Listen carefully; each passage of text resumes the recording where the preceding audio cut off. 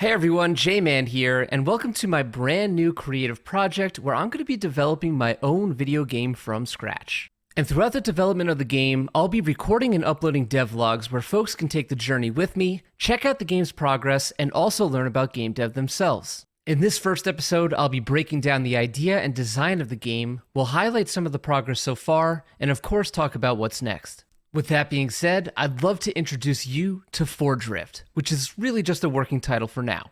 Forge Rift is a hybrid factory simulator and action roguelite experience. On one side of the game, you'll be building factories to refine materials used to craft weapons, gear, and consumables similar to what you would see in Factorio or Satisfactory. And on the other side, you'll be fighting through roguelite experiences to collect more resources, level your character, and unlock further progression similar to Hades or The Binding of Isaac. So let's break down a sample of the gameplay loop. Like most sim games, the player starts by gathering rocks and sticks and builds simple machines, tools, and weapons.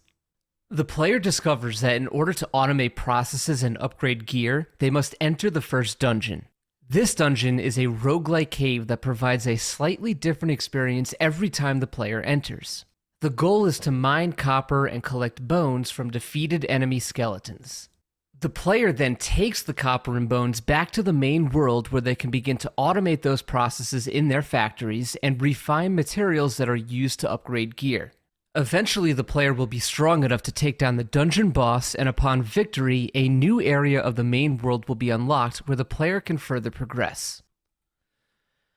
In this new zone are copper nodes where mining drills can automate copper collection, and of course, more dungeons for the player to explore.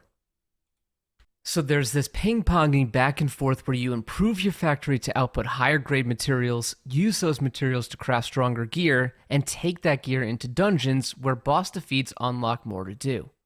Something I want to talk about are my actual goals for this game.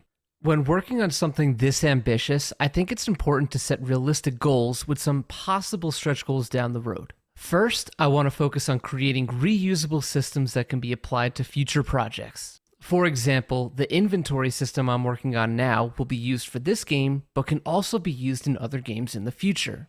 Second, I want to make sure I actually finish a working prototype that demonstrates the gameplay loop. And lastly, I definitely want to learn way more about game dev than I do today. Not that I'm trying to change careers or anything, but it's obviously a major passion of mine. If the stars align and everything goes perfect, then I do have some stretch goals as well. I'd like to open up the game to playtesting and feedback to help improve the experience. I consider bringing on additional developers, artists, or designers to take the game even further. And there's a super slim chance that the game could even formally be released in early access on Steam, but we'll take things one step at a time. So let's actually get into some game dev talk. In case you're a nerd like me, then you may want to know that I'm using the Godot game engine to build Forge Rift.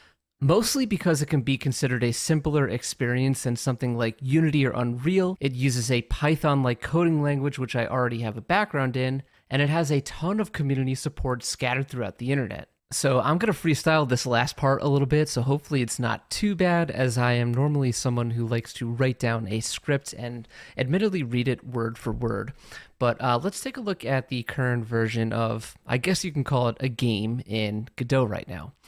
The first thing I do want to say is that none of this is my art. This is like free available art that you can use online, basically to prototype and get something going before you eventually implement your own art, which kind of like makes sense in a game development standpoint. So this main scene that we're looking at here is basically where I'm testing out all of the game's systems, and it may look like nothing, but there's actually been a lot that's gone into this so far. So let's actually hit F5 and start the game, and you're going to see a couple of things right off the bat. First off, we have a simple player that has different animations, and again, something that looks simple, but the player needs to know which buttons you're pressing in which directions, and based on which direction you're going, it needs to be able to play the animation, and each animation needs its own individual art, and I honestly can go on forever. We also have a simple, again, just kind of like testing animations and how the tool works. We have a little fountain here, and what's cool is we're starting to see the collision system. So you obviously shouldn't be able to walk through the fountain. You shouldn't be able to walk through the house or the bench or into the water for now. And kind of what I'm a little more proud of than what I've talked about thus far is the beginnings of the inventory system. So in the top left, we have the world's most basic looking HUD or inventory. And here we have, they're kind of hard to see with the collision markers on, but we have a tree and we have a rock. And you'll notice that if I go and swing at the tree 3 times, it kind of breaks down and spawns in a new sprite.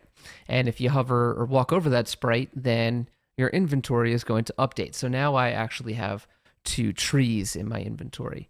And in a similar fashion, if we were to swipe the rock, you could walk over the remains, and now I have 2 rocks. So again, kind of like the beginnings of the system here, which is pretty cool. Another thing that I implemented, which I thought was interesting, was a performance tuning type thing where you just saw that if you don't pick up the materials off the ground after a certain amount of time, then they will despawn, because we obviously don't want the player to drop a million things on the floor throughout the entire game world and ultimately like crash the game or have a chance to crash it. And the last thing I'll show in this scene is you will notice that there's a little doorway here off to the right. And what I can do is I can enter that, and it kind of brings me to your next zone. So this can be considered like the cave or the first dungeon that you're going to enter. And there's absolutely nothing that works here. I can kind of just walk wherever I want, walk over things. One little simple collision here. No way to get back out. And it actually breaks my inventory system, so that's something to work on next. In addition to this main scene where I'm really just testing out the functionality of the game, I also have this factory art scene. Also, disclaimer, this is art that I did get online, but I'm using the animations and the sprites to kind of just guide some of the directions and decisions that I'm trying to make for the game. You know, for example, should there be copper in the first zone that you can, mine right away? Should the player have a house where you could store logs and materials in chests? Should there be an electricity system where you have these water pumps that are pumping water into a chem lab, and that runs the electricity that powers your factory? There's basically like a million decisions that can be made, and this has been my sandbox to kind of just like turn my mind off and kind of guide some of these design decisions. So that's what I have to show thus far, and hopefully this has been pretty interesting to kick things off. What I would like to work on next is definitely improving the inventory system. So, right now it only has a little text box in the top left. I think it would be cool if we have like, kind of like your standard horizontal bar on bottom that has icons and, the count of how many materials you've grabbed. And then I also want to start implementing some of the tool systems. So if you look right now in my animation, I kind of just have this sword that I could swing around, but you shouldn't be chopping down trees with a sword. You should be using an axe, and you should be using a pickaxe to mine the stone. So that's kind of what I want to work on next, and we'll have to make sure that the different items are reading attacks from the appropriate tool that should be used, and we have to make sure that our player knows how to cycle through those tools. So, like I mentioned, hopefully you enjoyed this, and I will see you in the next one with hopefully a bunch of great updates. So enjoy your day, and if you did make it this far, thank you for watching.